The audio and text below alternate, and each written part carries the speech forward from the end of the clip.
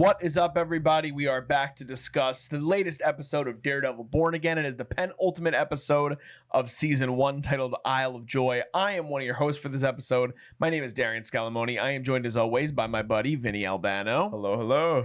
So we were talking last week about how we were struggling with the way that the show was doing a lot of the tell, don't show. And we speculated on, again, the production of this show and where it's going. It's yet another week where the internet is ablaze. Now, last week's episode, which I think as of our recording had like a higher score, but then it dropped. So it is the lowest rated of the season now, but it is an 8.1 still, which is a pretty good rating for an episode of television. This latest episode is, as of right now, the highest rated episode of the season at a 9.2. So let's start from the beginning yet again. Your initial thoughts on that rating, Vinny, and your overall thoughts on the episode Isle of Joy. Yeah, honestly, this is the one time throughout this entire season thus far where I agree with the internet. I think this is my favorite episode thus far. Not that I think it is my favorite episode thus far. It is, because it is incredibly well structured. It brings it back to that Daredevil feeling. The writing is so strong in this episode. I feel like finally they're really getting that parallel down between Matt and Fisk. They've been really trying to do it all throughout the season, and it hasn't been working. Like, even when they're cutting back and forth between Fisk and Matt, like Matt's talking to Heather and Fisk will be talking to Vanessa, and they're like cutting back and forth between them two as if like there's like they're trying to almost forcing the parallel. They're trying to force a parallel there. In this episode, I finally feel that. I finally feel the parallel. I love the inclusion of Bullseye coming back. It is nail-biting television, honestly. The episode looks beautiful from a filmmaking perspective, and it's very creative. However, the only con that I have is not really particularly with the episode, but rather where this episode fits in the season. And this goes back to our complaints and our echoes of the prior podcast episodes, is that this feels like a midpoint rather than the penultimate episode of the season. This feels way too late in the game, and I think it throws off the structure of the season as a whole. But incredible episode all around. So I had talked last week about how I had seen, I think I said this in the episode, if not, is new information to everybody, but I thought I had seen on the internet that the last two episodes of this season was the start of the new structure, like the new show entirely. That initially they were going to make this an 18-episode miniseries. They decided to cut it into two 9-episode chunks, season 1 and season 2, and they were, I guess at that point it would have been a little bit less than halfway through filming when Kevin Feige and Marvel were like, all right, let's take a step back. Let's try to integrate some things that came from before. Let's try to bring in new people, and let's kind of regroup and restructure what Daredevil Born Again is going to be. And if that is the case, it certainly feels like it in this episode. It feels like this is kind of a leap ahead of where we've been previously for the last few weeks. Now, that's not to say there hasn't been good episodes throughout that. I think I've enjoyed the season more than you have overall. But last week was one of those episodes where it was such a disappointment, and it felt so off the beaten path of where we want Daredevil to be that it did rub me the wrong way. This episode doesn't get me all the way back. It has me still excited though to see what happens. And I do, the one thing that you did highlight that I definitely want to talk about is the filmmaking in this episode, because I feel like the filmmaking is what takes a big leap in this week's episode. Justin Benson and Aaron Moorhead do direct this episode, which we had talked about early on. I think they did either episode 1 or 2 or both. And you see that they have a real idea for how the camera's supposed to operate, things with the lighting that were really unique with the blues and the reds and the juxtaposition between Dex and Matt. And I agree with you. I think getting Matt and Wilson in the same location, on top of the fact that they're dealing with the parallels of their romantic partners and their interests are entangling, and then you have a character like the swordsman again playing a role, like this felt like the most complete version of this show that we're going to see. Still a little disappointed though with second to last episode of the season we still have no Punisher. Like where he's just kind of out there, and I don't know. That's like another plot thread, and they do reference a lot of things that came earlier. Like they actually bring up, we talked about weeks ago, but the prisoner that takes the candy corn. There's a reference to him in this episode with Matt. So they're kind of going back to some of the references that came before it. But this is a better overall package, I think, with this episode. Yeah, I agree with that. I feel that in general, this episode did a better job than any episode that came prior. I'm still a big fan of episode 3.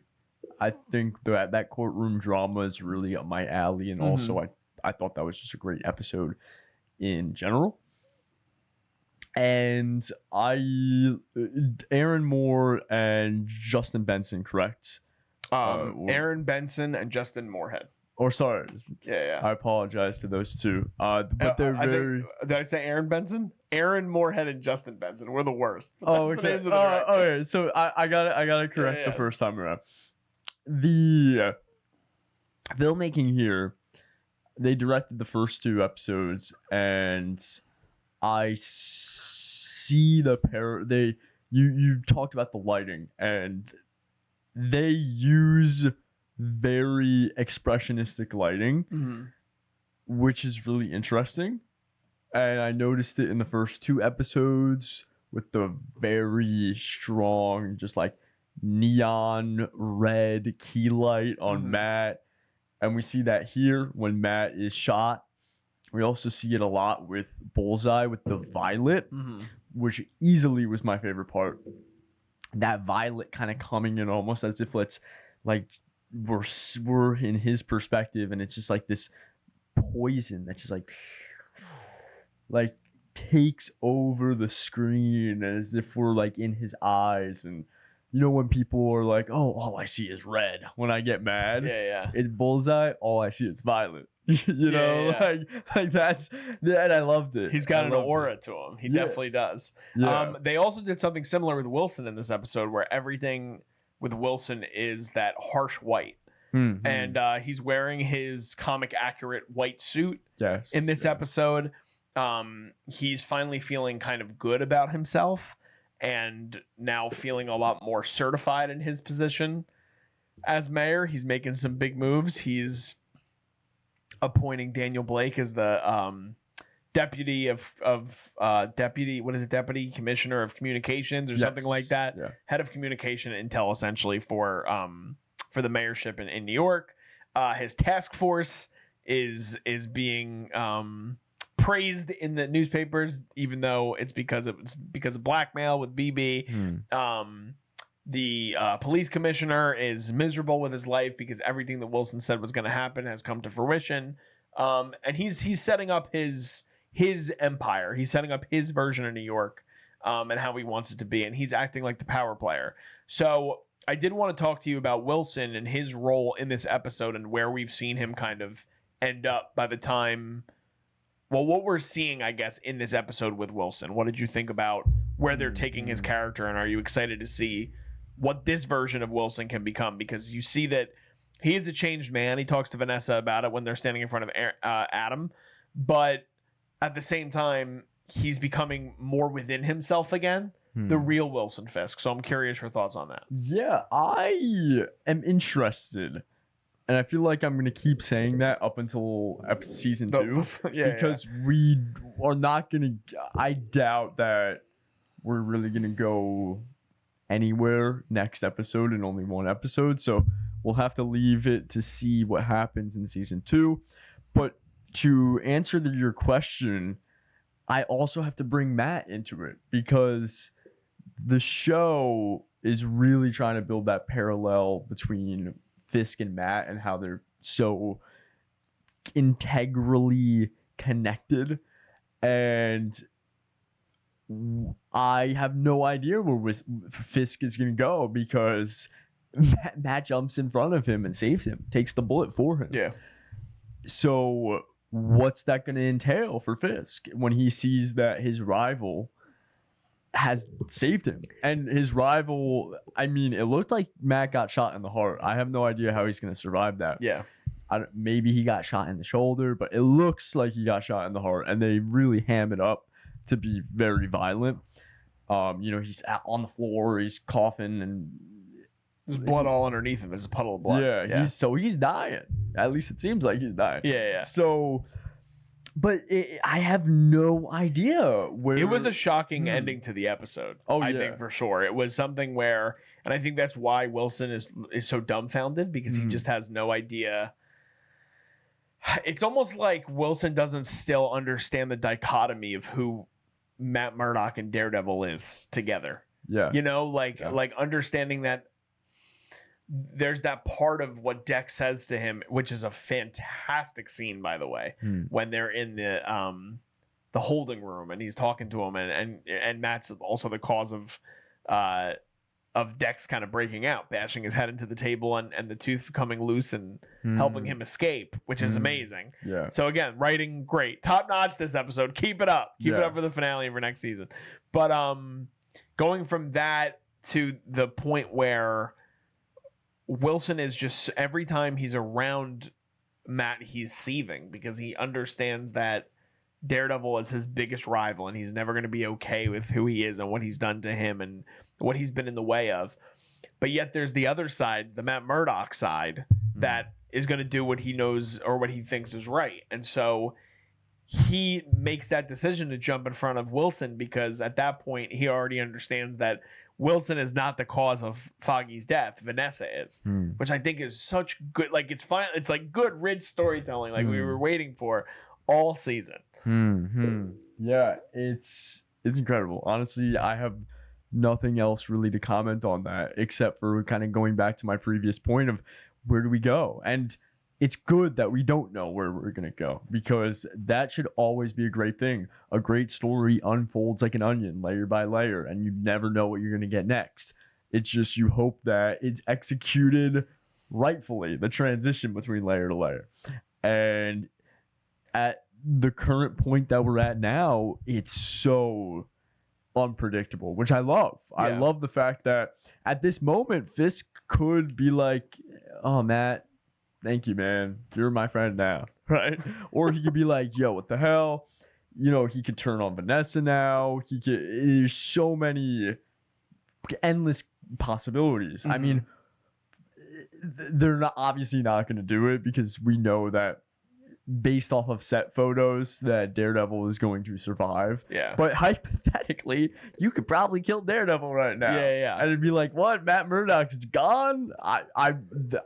If they did that, I think everyone would be mad, and that would probably be... It's not Daredevil anymore. Yeah, exactly. It would probably not be the right decision, but that what I'm trying to get at is that at this point in the story, it's so unpredictable, and that's perfect. That is perfect. Yeah, I think the biggest thing for me with this episode is it's well executed, but it's...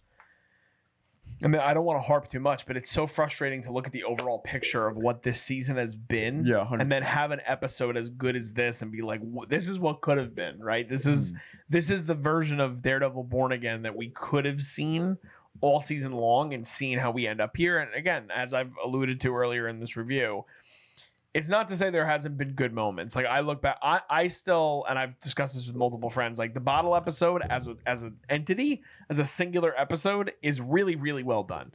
I think the moment with Frank is still in this episode and kind of the stuff with Dex and Matt together, I think might have surpassed the conversation between Frank and Matt for me, but that's still a standout moment. I thought the scene with him and Karen was really good that we get outside the courtroom when he's dealing with the Hector Ayala stuff.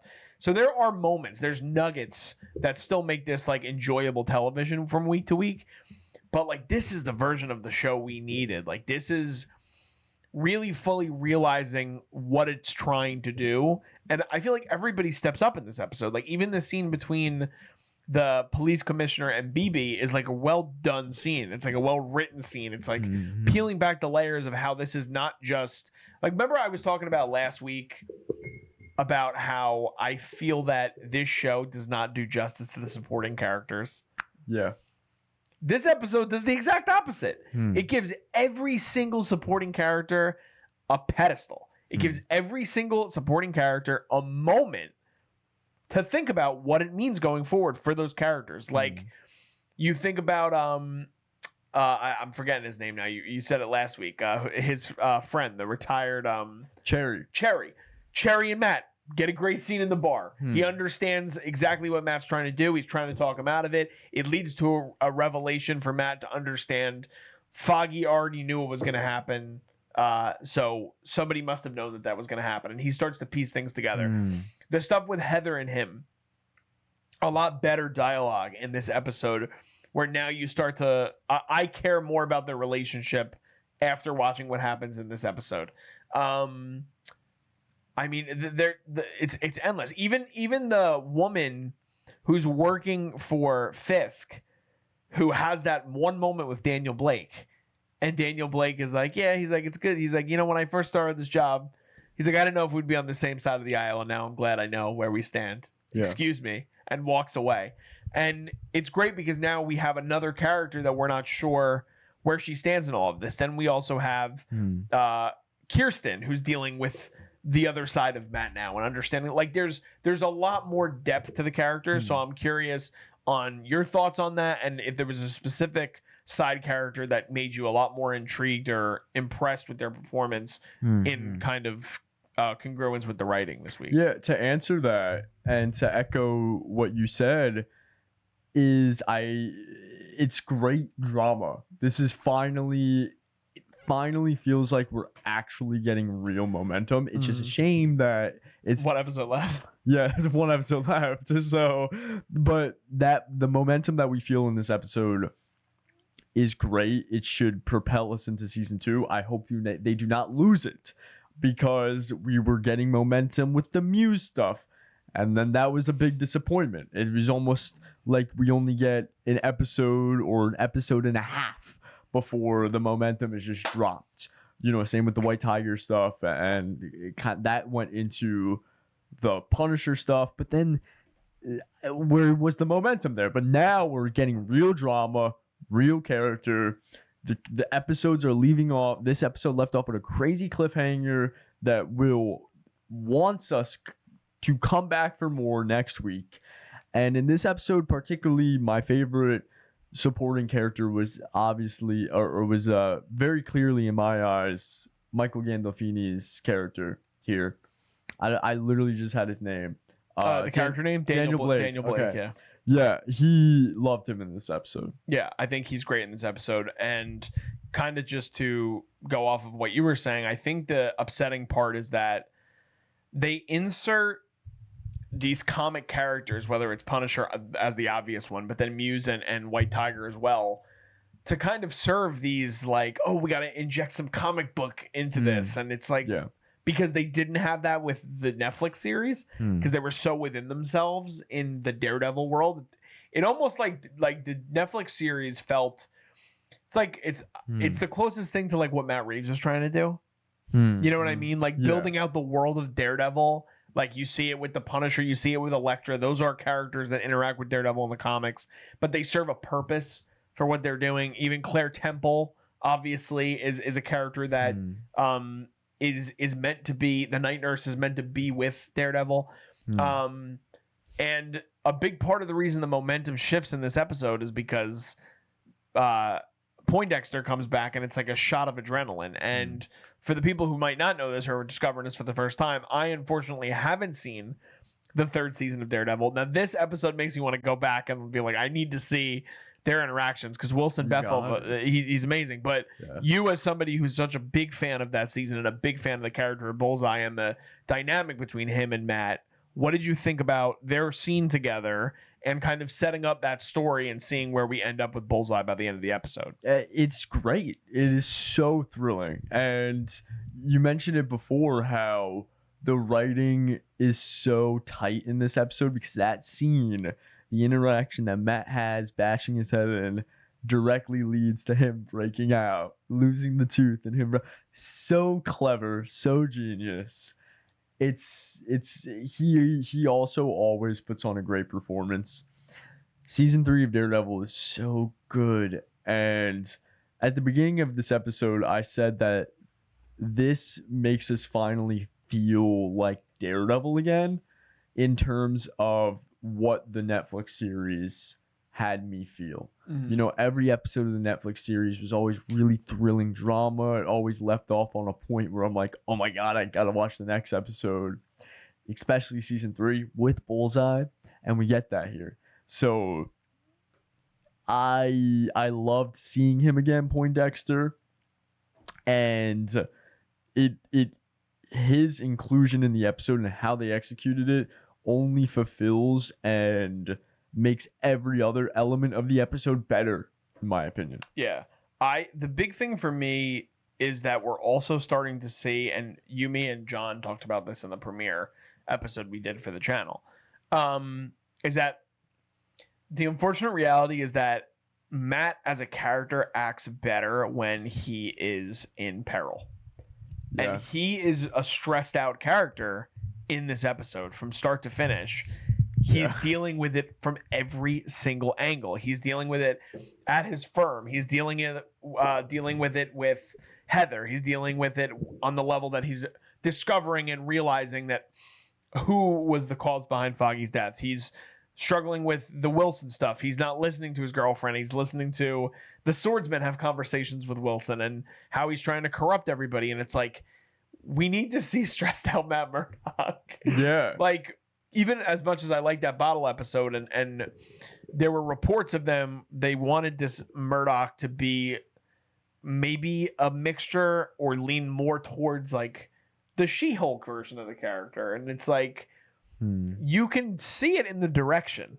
You know what I mean? Like in this episode comparatively, and then the first episode, which I think is, as I said, I want to double check it, but I'm pretty sure that the first episode was also directed by Justin Benson and Aaron Moorhead, and you can at least see that the character is consistent in terms of the way he's acting and the way that Charlie Cox is acting now. Let's see, 2 episodes. Yes, they did do the premiere. They didn't do the second episode. They did the premiere. Oh. So they did the premiere. They did this week's episode. They're doing the finale, and they're signed on to do at least the first 2 episodes of next season. But yeah, so your thoughts on seeing kind of stressed out Matt and where that could lead. I mean, again, we go from him being heightened and him having a black eye to being on the ground fighting for his life at the end of it, and it is compelling and it's heart pumping. You know what I mean? Yeah, it's that word, compelling. Compelling is exactly how I would describe it. It finally feels like I'm a huge fan of Netflix series, so I've already have so much love for Matt as a character, but this episode finally made me compelled again into what's going on, which is kind of crazy to say because, you know, he's had a lot going on between him struggling to become Daredevil again, and that whole believing in the system, and then realizing like, oh no, I gotta get back to my vigilante stuff. So, but this, it feels right. It feels right. I think that's what I'm trying to say. Yeah. I also love the moment that he's talking to Heather and he's stressed out, and I forget what Heather says verbatim, but she basically is like, oh, you're not like locked into the relationship emotionally or physically. Like, where are you? And like, as she says that, she just fades out into the background, and he's like completely like locked into Fisk's conversation. I just love the dramatic irony of that, because as an audience, we're like, oh yeah, he's so locked out that she's literally talking to him face to face about how he's not paying attention and not focused in the relationship, and we're just watching him just yeah. Well, it goes back to what we were talking about at the beginning of this episode, though. Like, it does a way better job of showing and not telling. Yeah, you know, like cueing the audience to be like, oh, this is funny, they're doing this. Another thing that they do is when Matt is talking to Dex says, like, true heroes have to defend the worst of their enemies, and then you get the callback to that by him literally diving in front of a bullet for Wilson. And I think that's great. I mean, you see Fisk taunting Matt when they're having the dance scene, which I'm curious your thoughts on the way that was choreographed and the way that whole scene played out, because you see that Wilson is whispering only so his wife and Matt can understand what he's saying. Because he's aware, obviously, of that Matt is Daredevil. He's one of the only people in the room that knows that. So those are little details that stand out to me that, again, it's like, that's rich storytelling. That's pulling things that make the character have a lot more depth, that make these moments feel a lot better. And even you get ironic moments that could still be funny, where it doesn't have to be, again, like the ha, we're going to write you funny. Like, I love when he's in the bar with Cherry and the bartender, and he just gets up and leaves without his cane. Oh, yeah. And she's like, he just got up and left without his cane. He's like, I didn't notice, because he's obviously aware. So things like that stood out to me. But what did you think about either anything I just commented on or the dance scene in particular? It's the dance scene for me was so interesting, because I think that's the moment when Heather is like, yeah, there's something bigger going on. Yeah. Especially, who the hell knows what's going to happen next episode, now that Heather just witnessed him jump in front of Fisk, know that a bullet was going to hit him somehow. Yeah, exactly. So Heather is most definitely going to find out he's Daredevil or adjacent in some sort of way to being Daredevil. And that, because that whole, honestly, which is weird to say, but as an audience, when I was watching that dance sequence, I was in the perspective of Heather the whole time. I just kept thinking, like, Heather's right there. Like, what's she thinking right now? What is this gonna lead to? What assumptions is going through her head right now? And that, aside from the Fisk, Vanessa, and Matt stuff, which I think is really well done. I love when Matt comes in and steals Vanessa, and like, oh, Vanessa tries to run too, and then Matt like grabs her back into the dance. Great. But my brain kept going back to Heather, honestly. That you think that it's going to be a point of discussion at some point, whether it's next episode or it's going to be next season. Yeah, 100%. I think this is a huge moment for Heather's character. That could be the big finale thing. You know, I mean, we do get the big reveal, obviously, about Vanessa being the one that ordered kind of the hit on Foggy. Yeah. And now that we know that, like, Heather, I mean, I shouldn't say we know. We don't know. We haven't seen the finale yet. But it doesn't seem like Heather's going to die. We don't have a main, I mean, the main antagonist, I guess, is Dex right now. But Dex doesn't really have, he still has a moral code in his mind. You know, like, he's trying to take out Wilson. He understands why Matt did what he did when he dropped him from the top of the building. You know what I mean? Like, these are things he understands. I don't think it's going to lead to something like that happening. I am curious if we're going to see a big finale fight between Dex and Daredevil, and then we're going to see Frank kind of come in, because like you alluded to, like, there are set photos that were leaked. Maybe all of that was cut, but at the same time, I know that Frank also, or John Bernthal specifically, was like, I wasn't in the original version of the show. So it's interesting that we still haven't seen him in the garb yet. You know, we haven't seen him with the iconic skull and bones. We haven't seen the shape. We haven't even seen the shaved Frank Castle yet. You know what I mean? He's got the big beard, but on set he's clean shaven. So I am curious on that. And I think that we could wind up seeing something where maybe Matt is in a similar situation that he was in the premiere, where he needs to be the one to save people that matter to him. And I think he might spring into action a little bit more if it has to revolve around Heather now. That's just me speculating where we could possibly see this full roundabout thing. Do you have any predictions or theories on what we could see? I know you said, again, it's unpredictable where we can go, but any thoughts on where we can maybe end up with the finale? No, to be honest. I just, in the same vein of thought, I hope that Frank is in the next episode. I don't know how he's going to come into play. Maybe, he's been planning something, and he's been aware of the police using his image. Maybe he'll take out the task force. Yeah, and maybe this is his B plot that is happening off screen, and he's yo, oh wait, Matt, you're here. I don't know. It is interesting. It is interesting to kind of figure out. Last thing for me, for you, and then I don't know if there's anything else you want to touch on, but getting the twist that Vanessa was responsible for Foggy. We do see her ruthlessness displayed in a minimal moment last week when she aims to even take out her husband. Unsuccessfully, obviously. But was that surprising to you when we get that reveal that it was Vanessa? And whether it was surprising or not, how did you feel overall about it? It was certainly surprising to know that it was such a pivotal. It's the thing that's skyrocketed us into this season and the entire conflict that's been happening, the internal conflict within Matt that's been happening this entire season. So to know that Vanessa was the catalyst for that is quite fascinating. It's just, where do we take her character? Because as of now, it seems like she's really not trustworthy, even in the eyes of Fisk, even in the eyes of anyone. She's a very evil person, looking out for herself, looking out for the quote-unquote business, which is very different than how she is when you first meet her in the first season of Daredevil Netflix, right? So where are we going to go with her? And I have no idea.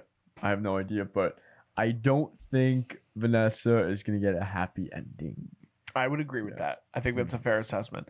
Last thing, I'm reading on Reddit. I want to read this aloud to you. Yes. This is really, we love Reddit, obviously. Who doesn't love Reddit? But this is part of the discussion thread for the episode. And someone was describing kind of the whole layout of how this came to be. It's very interesting to me. I don't know how much you know already about this, so if it's repeated information, I apologize, Vinny, and to the audience. But for people who might just be tuning in and not understand the way that the show was broken down and the structure of how this show was made, it was originally, again, going to be 18 episodes spread out across 2 seasons. But when the dailies came in, apparently they said the show was a huge mess and it was way too different from the Netflix show. Again, no Foggy and Karen. Vanessa was completely recast. Was a different actress. Oh, I did not know that. Yeah. That's crazy. And apparently Charlie Cox and Vincent D'Onofrio were pretty disappointed with what they had shot and what I guess was happening. And Feige had personally asked Bernthal to return, and he turned him down.